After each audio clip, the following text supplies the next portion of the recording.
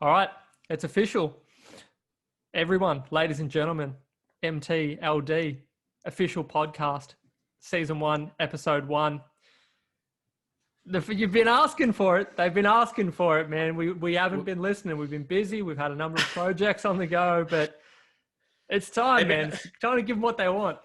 They've been asking for this for literal years, if not a century. No, a decade. That's the 10 years. And I think, as you were about to say, it's about time that we give the people what they truly want, what they truly deserve. I think it's very important, especially in this time of need. Absolutely, dude. Well, because that's the thing. Like, I think maybe we were being a little selfish in, focusing on our careers, things like that. I think this is one of those things that was always nagging in the back of both our minds that it was inevitable. It was just the timing had to coincide for both of us. And I suppose being locked indoors is the kick up the ass we needed, man. Absolutely. It really makes you, gives you a lot of time to sort of sit and have a bit of a think about what you're doing, what you could be doing. And I think, what better time than now to really get stuck into these sort of things. It's a great time. And you know what? People at home, they're going to be forced to listen to this, if anything. What else are you doing? There's no excuse. So absolutely, dude. Well, speaking of which, that's probably an interesting one. Before we dive into a bit of a brief overview as to who we are, what we're all about. So what have you been doing to keep yourself busy? Been eating a lot of food. I have tried very hard to stick to a decent diet, but it just hasn't been happening, right? So I find myself eating some naughty boy foods here and there. I think I've gained a little bit of weight, but it is what it is. Besides that, I'm very fortunate. I'm still working. So I've been able to work a bit and, get through this sort of stuff. I just, want to be there to support my friends and help look after my friends as well. So if you do listen to this and you need anything from me or anyone else, please reach out because, we got to help each other. As we were saying, in this time of need, we got to help each other, right?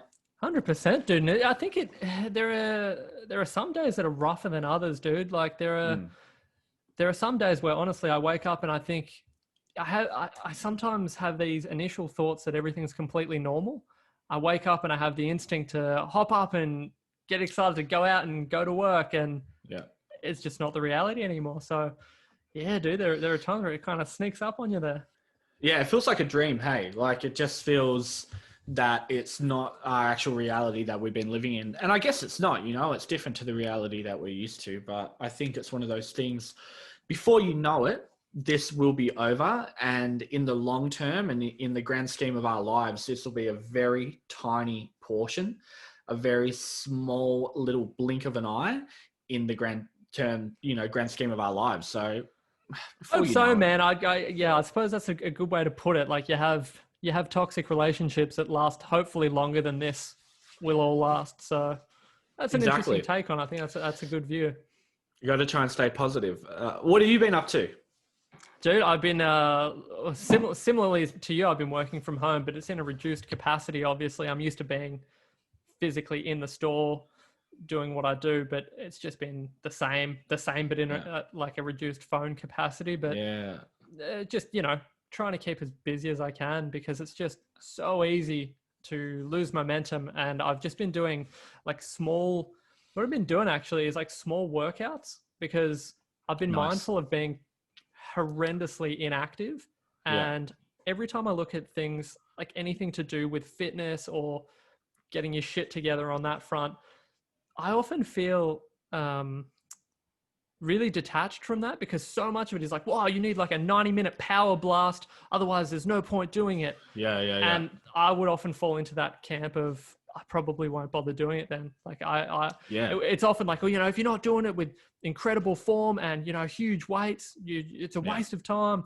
But I've found that just doing I've been doing like a 15, 20-minute workout every day, which it's not unattainable. And I'm sure it's not doing anything incredible for me, but I figure it can't hurt.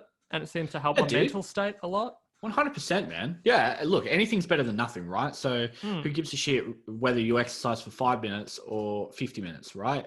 You're exercising. And that's what's important. I know plenty of people that will just like sit at their computer desk and they're just going to lift some dumbbells and, you know, work on their biceps, right? Fine. Yeah. That's cool. Whatever you need to do or whatever you're capable and whatever is in your capacity to do at the moment, sweet, do it. You know, I did that for a little bit when ISO first started because I was like, oh yeah, I got to keep up this really good momentum that I had when I was going to the gym. I did like 2 home workouts and then I just stopped. I stopped. I hate it, man. I don't like working out at home. I hate it. I actually hate it. I like going to the gym. It's got that nice vibe. You know, for me, I get a lot more focused when I'm there. Yeah. But at home, it's really hard for me to stay consistent. Dude, that's interesting because I feel like we've got the full spread now because I'm the complete opposite. I fucking hate the gym. I hate being in an environment where I feel like people are looking at me. Yeah. It's it's obviously so much of it is in your head, and so much in my head is just like, oh, these big meat axes are looking at me and thinking, oh, why is this guy wasting his time? Yeah. And I just used to get down about it. So I gravitated more towards the home workout stuff. Like I found that to be more manageable, just to be like accountable to only myself. And, you know, I just put pencil in a time every day and just do it. And it's not backbreaking stuff, dude. Like I've got a set of 5 kilo dumbbells. I'm certainly not setting the world on fire by any stretch, but I've reached a point in my life where I'm comfortable enough to just have a crack. And I feel the benefits, even if it's just psychological. I don't know. I imagine, you know the feeling, man. Like, yeah, absolutely. That's the number one thing, man. Yeah. Like, and even if I'm not getting big like Arnie, I feel better, man. Like just for, like, I don't know, like get your heart rate up a bit. It's made a big difference to me feeling like, I don't know, just those things, like getting out of bed in the morning, getting a little bit of motivation here and there. I feel like they're directly related. Yeah, for sure, bro. Well, the only thing I can say about going to the gym is got to block out the haters, bro. But you know what they also say as well about you only having 5 kilo dumbbells, bro. It's like the ad says: if you got a door, you got a gym. That's true, dude. I should get. What was that even advertising? It was like one of those pull. It wasn't a pull-up bar. What? Yeah, it's a pull buoy. You pull the buoy, and then you pull the buoy, and you can pull the buoys from a bunch of different directions. Yeah, pulley buoys. Yeah, okay. I think that's the technical term. All right, but I'll stick to my dumbbells for now. But that's it, dude. I'll look into it. Look at your pull boys. Yeah. So I think we should probably give people a little bit of background if it's their first time listening to MTLD, which it will be. It is absolutely. Even it will mum be and the dad. first time. If you're not sure who MTLD is, if you haven't kept up with our other socials that have existed and been going on for quite a while, really. We've had our Some would say it's a legacy page. Some would say it's a legacy page. If you're not familiar with MTLD or you haven't seen us as a unit when we used to exist on the street or in the bars, in the clubs, in the live music scene, we should probably give people a brief overview of who MTLD is. Absolutely. Well, I think for me, I imagine it's the same for you because this is my recollection. Prep. I think it was the first day of prep. So I would have been 4. You were probably 5. I was slightly young, exceptional intellect. Started school early. You were above, yeah. Yeah. They send you to school early because just the wits on you. Yeah. Yeah. They just said this guy's got a wit that's sharp as anything, so we need to get him in so we can blast through the system. And so it was day 1 of prep. I don't remember any of the specifics of the conversation, but I remember thinking that I had made a friend on like my very first day of school. And it's really cute. Yeah. Yeah, well, it is what it is, man. I'm not going to sugarcoat it. It's really cute. And that's where it started. And then, geez, I would say that we've been friends ever since. We've had our ups and downs. But to leap forward, I remember it was at my 21st after probably 6 or 12 beers, and we were having a debrief on the life and times. And you famously said that no matter what, in some capacity, we'll always be best friends. Absolutely. Whether we're seeing each other every day or once a year. And funnily enough, I then was in Sydney for 3 years and we didn't see each other. Yeah, for 3 years. Absolutely. But as soon as I got back, we had a chat on the blower, and no time had passed. I think that's a sign of a good friendship when you can pick things up immediately where you left off. There's no extended pauses or uncomfortable silences. It's just is what it is. So Yeah, that's a lightning version of prep to now. A lot of shit happened in between. There was a lot of extra information. Well, I'll let you that we plug should some probably gaps then, instill. dude. Plug a few gaps. But it is good, and I think this will probably be a little bit of a recurring thing that I will definitely notice, and you'll definitely probably see me saying to you, and I have actually mentioned this to you before as well, is the fact it's good that you're here, because I have an absolute terrible memory. And there are so many times where you mention things happening, where we met, what happened, who was there, I was there. What do you mean I was there? All these things that I have no recollection of. So it's nice for you to start jogging my memory. If anything, I'm using this podcast as a little bit of a, you know how old people use that really shitty memory app? Yeah, not an ancestry. What's it? Like brain training. Brain training. This app, this podcast. See, I can't even speak. This podcast, if anything, for me, will be my brain training to try to recollect some of those memories that I lost many moons ago. Yeah, dude. I'm sure there'll be plenty to pick up as the season progresses. Absolutely. Oh, as the season progresses. But I think, you've laid some good foundations there. I think some probably really important things to note is obviously, we were very, very close during all of primary school. We pretty much hung out, every day, and after school we would hang out, go to each other's houses. We lived pretty close to each other. I would walk to your house and walk home from there, or vice versa. Dude, I remember a number of times calling up mum, using your home phone to call my mum for permission to play at your house after school. That's the kind of motherfucker I was to mum. I would go to your house, I'd walk with you home with you from school, and then I'd call mum and say, hey, you reckon you could pick me up about 5:30, 6 o'clock? I'm at LD's. And she'd be like, how annoying to have a child. Dude, and you got to think, this is pre-mobile. So there were times where she was like, well, I rolled up to school and you weren't there. And I was like, in future, just assume I'm an LD's. You couldn't do that assume now. that my young child, who could possibly have been abducted by some sort of pedophilia ring, an Australian pedophilia ring, assume my child is not abducted, but just at a friend's place. That definitely would have been the common sense and most rational approach your mother should have took. And here I am. I made it. You made it. Not once were you abducted, as far as I'm aware. So everything worked out in the end, I guess. But it is interesting that when, and I know we do have some topics, but I feel like this is a pretty interesting topic as well, is the fact that, pre-internet days, it was very hard, or it did make it a little bit more difficult in regards to, getting in contact with each other, or trying to call your mum and being like, Mum, can I do this? Mum, can I do that? I remember I had a memory actually when I was very, very young, maybe grade 1. And it was with a friend of ours, Brooke Hill, you remember? And I wanted to go over to her house. Now, her mum was on one side of the school, and my nan was on the complete opposite side of the school. So how do you relay a message? You literally just had to run from one side of the school to the other side of the school. You didn't want to keep either waiting as well. That's right.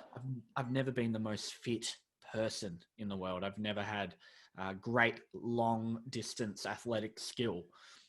So we ended up having to run back and forth about 4 or 5 times. And to be honest, by the time I'd done all the running, I really just wanted to go home anyway. It's not worth the visit, you dude. You got to have a shower. I was exhausted, sweaty. I needed to go and rest, but it all worked out in the end. But it is very interesting to think about pre-internet, pre-mobiles, dude. It just seems now like it's something that's always been around until you really sort of think back in those years. Well, dude, I think we're part of an interesting generation in that sense. We can, it's not until we talk about these things that you have a clear appreciation for what we do have, because I think you often, when you think about our childhood, it was just like a straightforward, carefree time.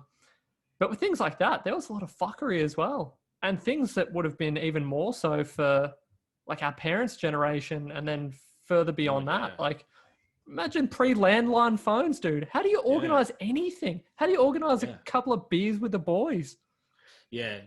To be fair, landline phones have been around for a long time, thankfully. Like, weren't they using them in like, well, I don't know. I remember seeing them at Boardwalk Empire, and that was set in the 1920s. So at least the 1920s. Yeah. Well, who was it?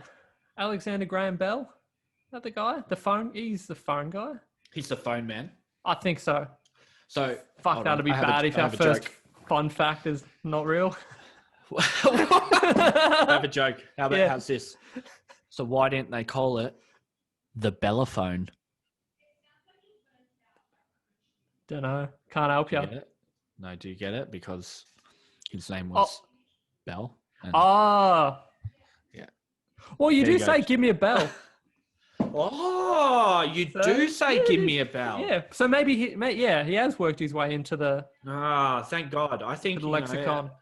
He deserves recognition in some capacity, and if that means giving him a bell, is what we say. Yep. All right.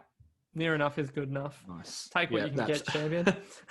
Yeah, that's right. And even even early days of the internet were pretty interesting. I remember everyone just communicated through email. Like, email was it, for me at least, when I was growing up with my mum's early computer. Windows 95, I think, was the first I sort of remember.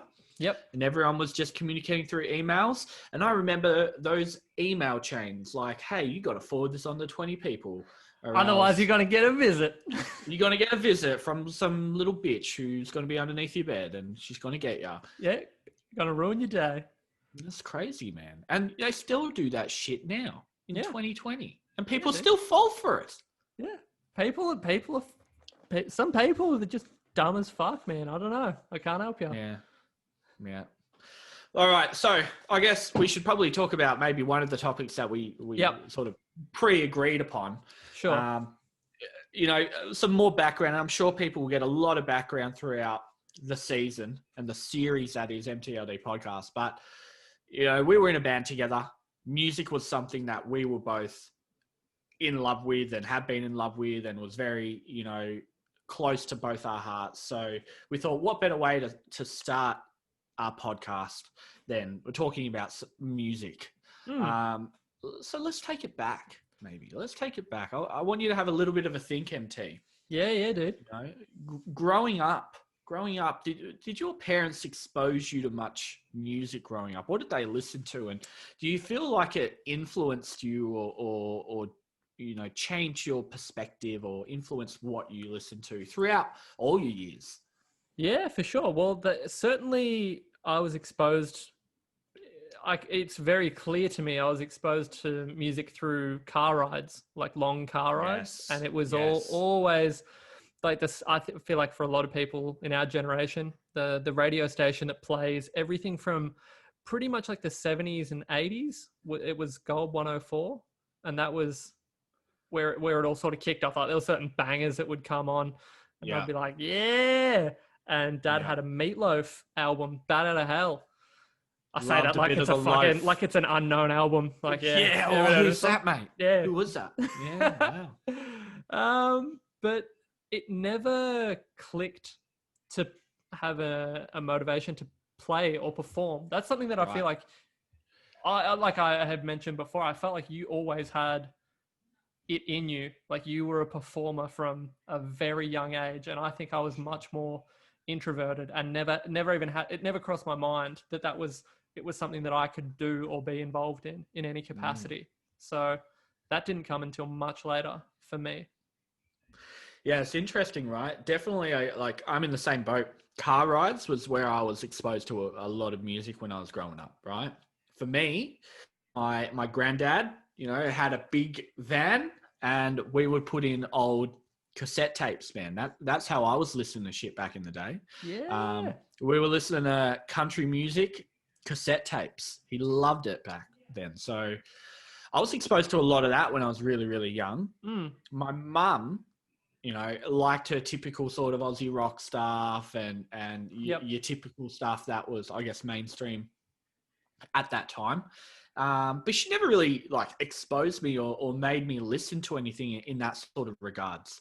I remember Venga Boys quite a lot Oh, on yeah, TV, like all the time and stuff. that was a big tape for me as well. The Really? cassette tape. Yeah. Yeah, I think it was like Venga Boys was a big thing for everyone, and like Venga Boys are still doing tours to this day, bro. Yeah, Where they didn't they sell play it. the Corner Hotel like a couple of years ago?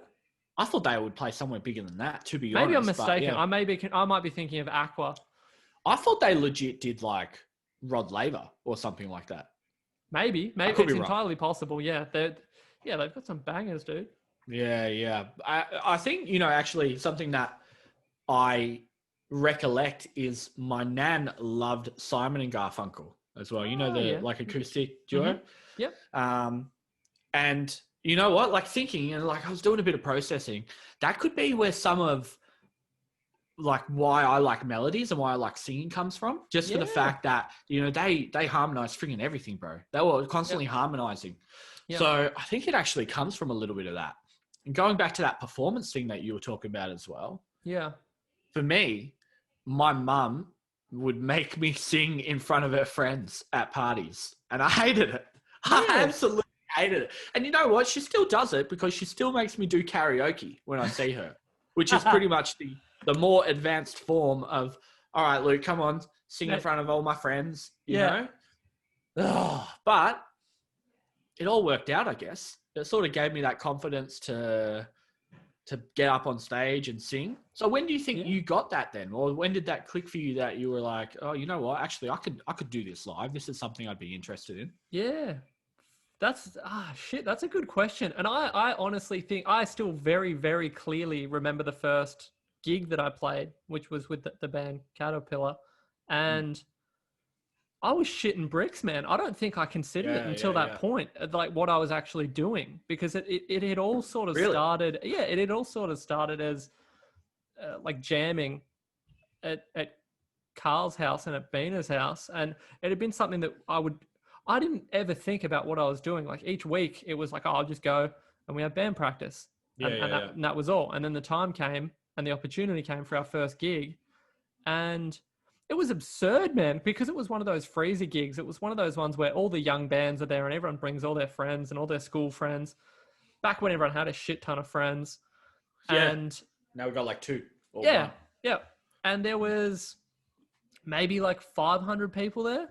Sure. And I remember I still didn't have a problem with what was going on. And then they said, all right, you're on in 5 minutes. And all of a sudden I shit bricks. And I was like, why am I doing this? And Carl was worse than me. He was all shaky. He went white as a ghost. He was starting to panic. I remember clearly he was panicking about whether or not his guitar was in tune.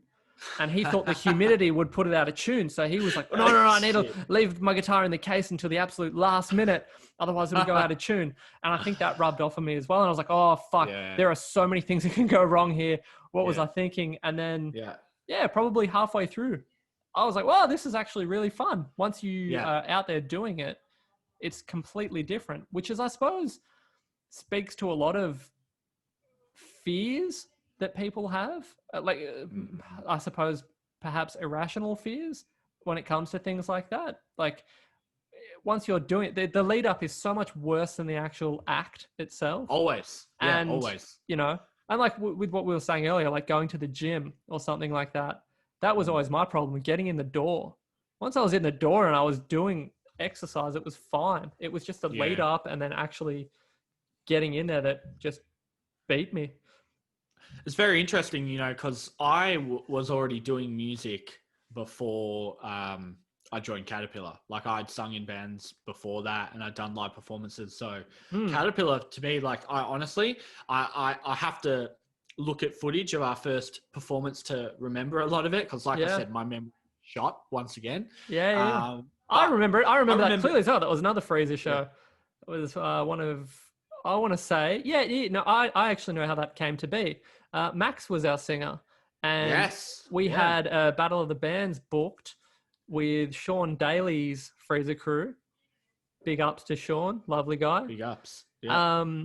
And it was somewhere in one of the hills hilly areas because I can't think of where it was, but I remember in the lead up to it, Max announced that he was going on a holiday or something for that weekend. And Oh, okay, yeah. I was, you know me, man, I was like a tyrant then. I was like, well, that's unacceptable. Like Yeah. you put a bullet in your holiday, man. This is it. This is it, bro. This is you got to say no to the Beatles, man. Yeah. And yeah. he This was is like, it. nah. We're going to blow up after this, bro. Come on. He was like, oh fuck, man, I don't know. And I said, well, would you be comfortable if I got a replacement for the show? And it was, if you recall, it was a one-time deal. And I secretly in my mind, I was like, oh fuck, if we could get LD, this will be a game changer. Because and it was apparent that at that point that you did ultimately join. That's when it became like we were taking it seriously and far more into You know it. what? Thinking back, bro, that's such a dog move to get me to do a show. Like, if I was sick, or if I was like, hey guys, nah, look, I'm in Japan that week, and you were like, yo, LD, can we just get this dude to sing for us? I'd be like, bro, no, you can't get another guy to sing. It's not how a band works. Words. That's not how it works. Unless that probably is a reflection of like how I was in my younger years. We were kids though, as well, bro. Yeah, like it was just, to me, it very quickly became everything. And to me, it was, I could not fathom that something else would take priority over what was happening. Like in my mind, it was the biggest thing. So the fact that, the idea that someone would say, well, I've got a family holiday or whatever it was on, I was like, yeah, that's cool. You're going to have to miss that one. Which is just, upon reflection. Your family can go. Your family can go. You just stay. Yeah. Your family can still have a family holiday. Yeah. And that was one of those things, dude. There were a couple of times where members came and went. And that's probably something that I regret, not being a better friend to the people that were involved in the band at those times. Like, I think it was Bina, the drummer, that delivered that information to Max that he would not be continuing like with the band when he got back.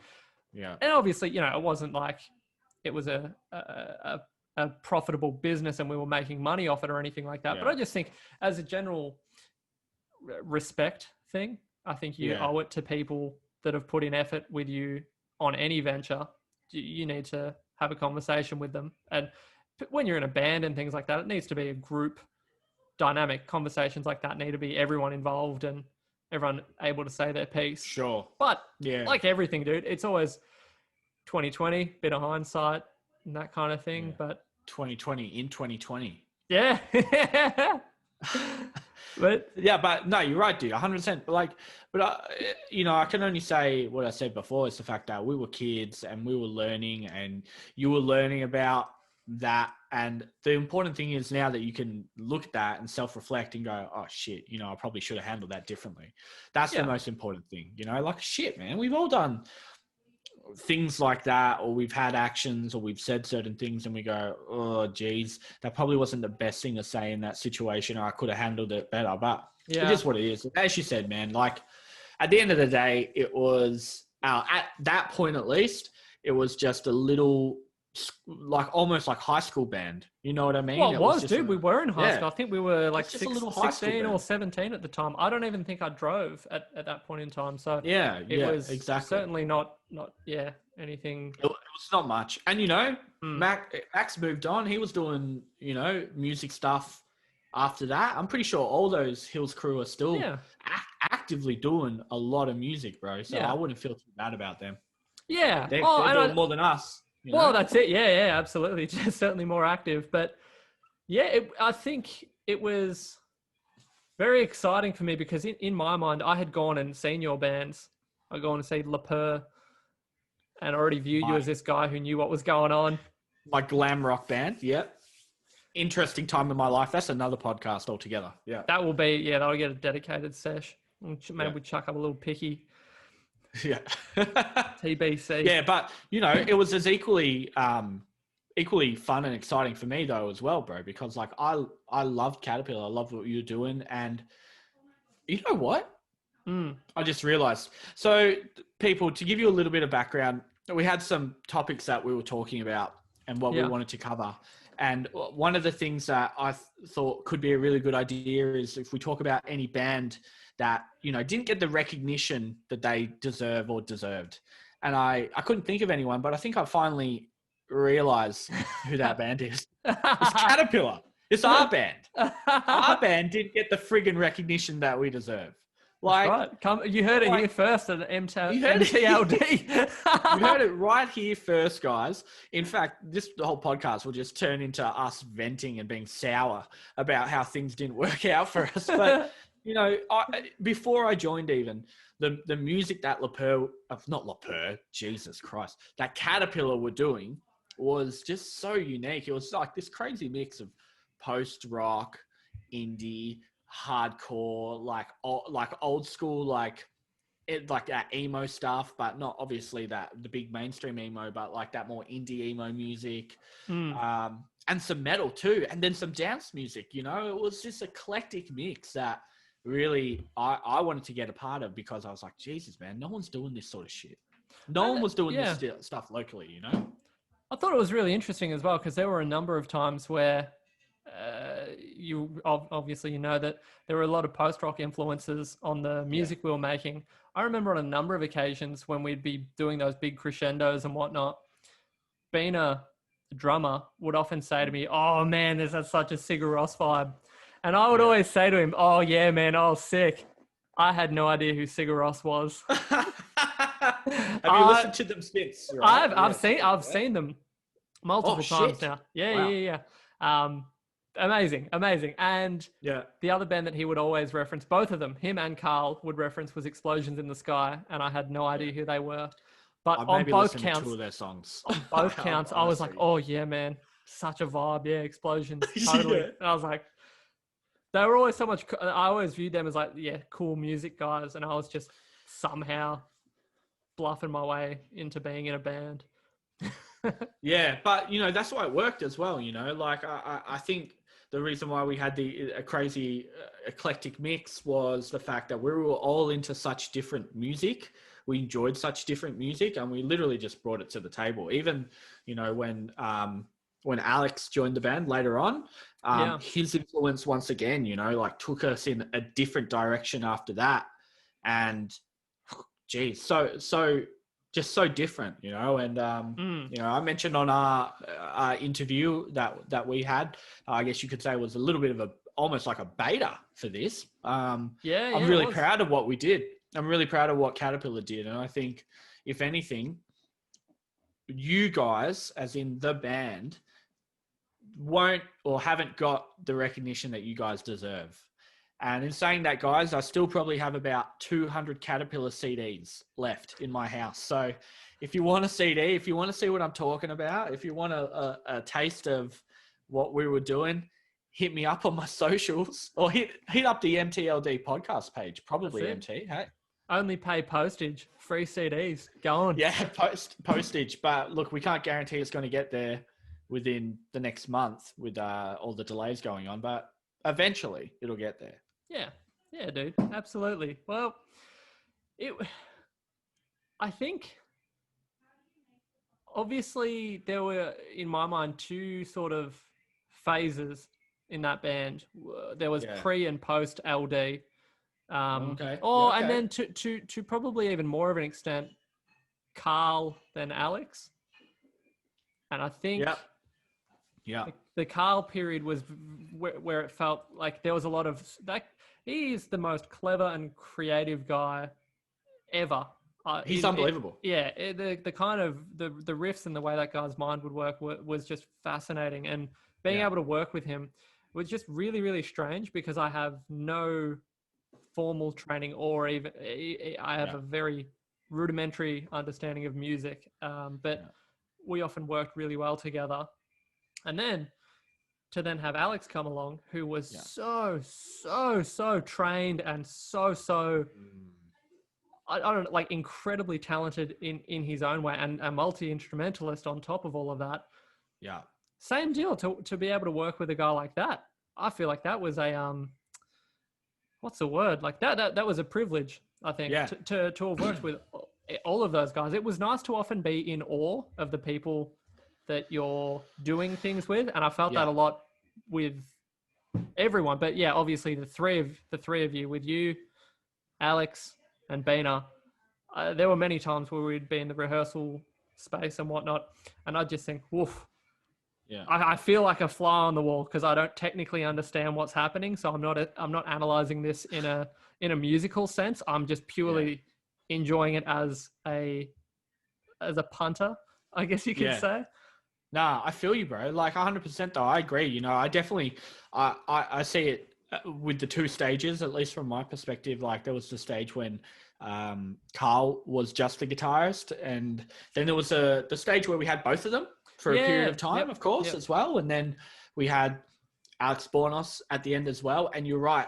Those two, both geniuses in their own right. But their sounds and how they played guitar and just everything was so polar opposite, you know? Yeah. Carl would write the most like beautiful and just like a little bit strange melodies on his guitar. And Bornos would just have like that technical skill of you just hear it and you go, oh, like it would just hit different. Yeah. Like he's got like he has a very good ear for these things as well. Oh yeah. Like, and you're right, man. It was like that polar opposite. So interesting and such, like you said, a privilege and an opportunity to work with both those guys and really create some, oh man, great stuff. Really, really cool stuff. And I think that's nice as well that you can, like, I think now, and obviously now more than ever, because it's been a couple of years, I can listen to that stuff and be much more objective.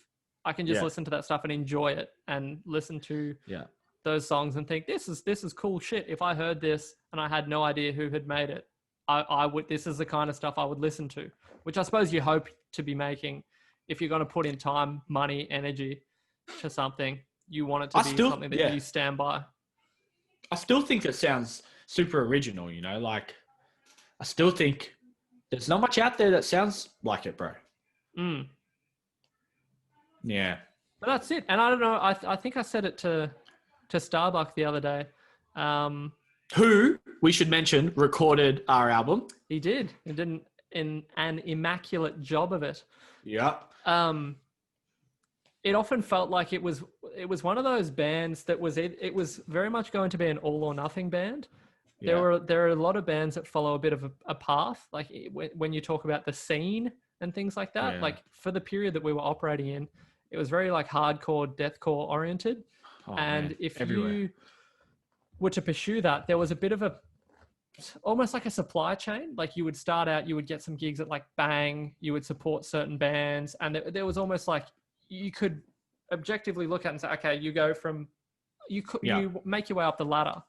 And I think for what we were doing, there really was no ladder. It was either you were to be successful and kill it, or you were going to fade into obscurity. Yeah. And I think, you know, half the problem as well, like, as you said, the scene had so many hardcore bands and metalcore and deathcore and all the cores that were popular at that time. Yeah. That was essentially our local scene. And when we played a lot of gigs, we either were lumped in with them or we had to play with those bands just to play shows, because there really wasn't anyone else doing anything that had a very... Having said that, we did spend, I would say, at least 40% of all of our live shows playing with Bear the Mammoth. That's true as well. Yeah, of course. And I think that's the thing as well, right? Like you sort of form your own little scenes. Like having said that, and this is like a total right angle turn, I wouldn't, because I think this could easily be mistaken for us sitting around saying we were better than we really were, because it's absolutely not a case of it's the scene's fault we never broke at the big time. No. It was the thing that's got me thinking about is back in, I want to say around about 2006, we used to go to the Castle in Dandenong. Yeah. And one particular show that stands out, I forgot the opening band, but it was Sleep Makes Waves and Bellacore and Now Oblivious Scaris headlined. Yeah. And that show was $10. And there was probably about 25 kids in the audience. And the people we were there with made up probably 50% of that crowd. Yeah, no shit. And Yeah. each of those bands went on to absolutely obliterate it in their own right. So, and I think that each of those bands are also sufficiently different to not be lumped into the exact same scene. Like each of those bands now headlines their own successful shows in their own way. So I certainly wouldn't exclude. I wouldn't blame the scene. I would say that there was many factors, many other factors, like things that have to line up to really excel and succeed. Well, but I think you're right. I think the ingredients were there, and if things had have kicked off, it was possible. I think the raw talent was there, particularly from yourself and Alex. I was always happy to do my best to facilitate that and be along for the ride. But no, but you're right though. Like, and if it came across that I was blaming the scene, oh my God, I don't mean that at all. You're right. So much of it is luck, and so much of it is persistence as well. You know, like you're right, 100%. Bellacore. How many times did we see Nao and Bellacore play at the Castle? Not just that one time, bro. Oh, dude, it was regular. Those guys play at the Castle regularly to 10, 15, 20 people, right? And something that never changed, dude. I will never forget every show. It was not once did they phone it in. Any of those bands, like, holy shit, man. I killed it. I remember seeing Sleep Makes Waves at their sold-out anniversary tour at the Hi-Fi Bar like a year or two ago. And that same intensity was still there, dude. And I was like, holy shit. Like 10 years ago, I was watching this band. Yeah. Me and LD just hanging out in the crowd. Yeah. And I remember even then, I was still in awe of them, dude. Like it didn't even faze me. It didn't cross my mind. Because I wonder what their take was on it, right, dude? Because I remember being like, these dudes are larger than life. This is incredible. But having said that, they're playing to pretty much an empty room. But that obviously didn't faze them because it was still world class. And it obviously speaks for itself because each of those bands are now what you would describe as like world class. Yeah. Bands. But it would be good to talk to them and see how they felt at that time doing those gigs, because I can only imagine in a sense it does sort of feel a little bit unmotivating or disheartening when, you know, you're playing at this venue, you're trying to build like an audience, you're trying to build a crowd, and then you play at the same place, and then 3, 4, 5 times in a row, there's the same amount of people there is, which is good. Your retention's good, I guess. You're not losing people. Because we were always there, dude. We were always there. Yeah, exactly. Because they were, as you said, they never phoned it in. They just killed it every single time. But yeah, it takes a lot of persistence and the right sort of mindset, I guess, to continue through those hardships and not quit when it does get hard or when things don't go your way the first time around. What did I say? There's some sort of saying, and I'll mess it up. Success is like a mixture of luck and luck. Have you heard it? Preparation. You know what I'm trying to say? Yeah, luck and preparation. I think the expression that I've heard, and again, I might be making it up, is that there is no such thing as luck. It is when preparation meets opportunity. Yeah, something like that. Yeah, 100%. That feels good. And I feel like that's feels good. Yeah, and when you think about it, that's what it was for each of those bands in their own rights. Like I remember we weren't by any stretch A&R representatives, but I remember going to those shows and knowing that you were in for like, I wasn't going to see a local band. I was going to see some fucking big dogs that knew what they were doing. It was top level. Yeah, it was like world class level entertainment. You're right, 100%. Yeah. The Castle as well. I don't think the venue's around anymore. Well, I remember that the skate park that it was next to was pretty popular with like a lot of delinquents. I remember many shows before and afterwards being very uncomfortable because there were some rowdy operators. Yeah, there was always plenty of goon sacks and things like that. And I remember because, Dandenong was a bit of a how you go on area. I remember Mum always being like, oh, I don't want you to go there.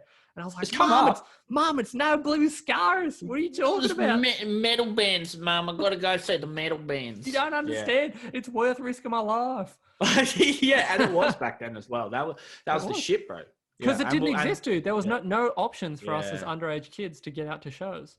Yeah, and credit to Nao for, you know, putting on those shows as well for underage kids, because if you were an underage metal fan, and I guess underage music fan in general, for the most part, Yeah. geez, what sort of opportunity did you really get to go see live music? Hardly any. Not really So any. And if it was like, going to see like your friend's school production band or something like that. It certainly Yeah. wasn't,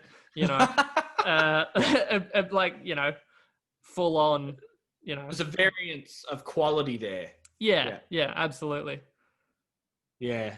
No, good on him. I guess the only thing I could think of as well is the fact that maybe if you were into like super mainstream acts, you could go to see them. Like you could go see the Backstreet Boys. That would be all ages. But I mean, you'd be paying $200 for a ticket.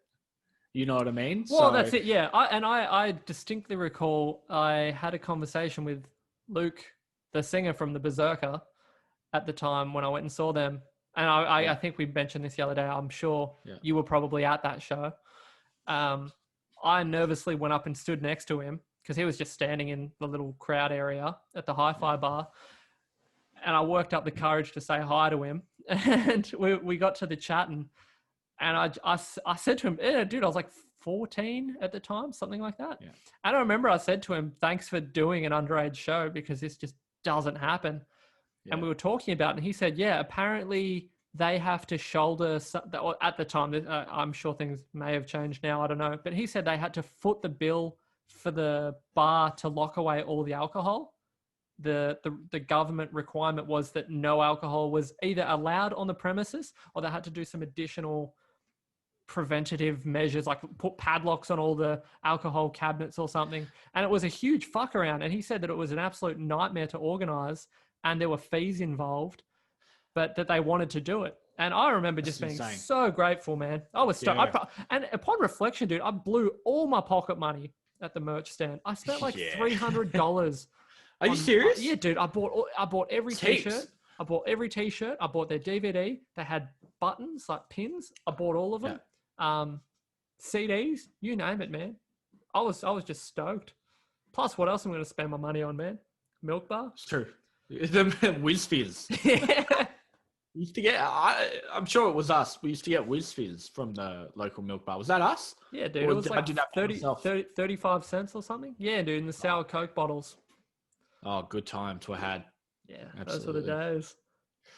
Right, MT, what do you reckon? Is that long enough for episode number 1? I guess I don't have a time. I should have set a timer, but I think that's mad, dude. I've thoroughly enjoyed the chat. I think we've covered off some fucking mad content. Yeah, absolutely. I think the people will hopefully be satisfied momentarily until the next episode. We do plan on doing these weekly. Yep. And I'll get some lighting, dude, because my face is so wide. I don't know what I was seeing. And it's gone dark, so it's probably getting progressively worse. It is. On the other hand, you're looking nice, dude. Thank you. I guess I want to thank everyone for joining us today. Guys, from MT and I, thank you so much. We'll see you next time. It's been a pleasure. And then I'll cut the end off.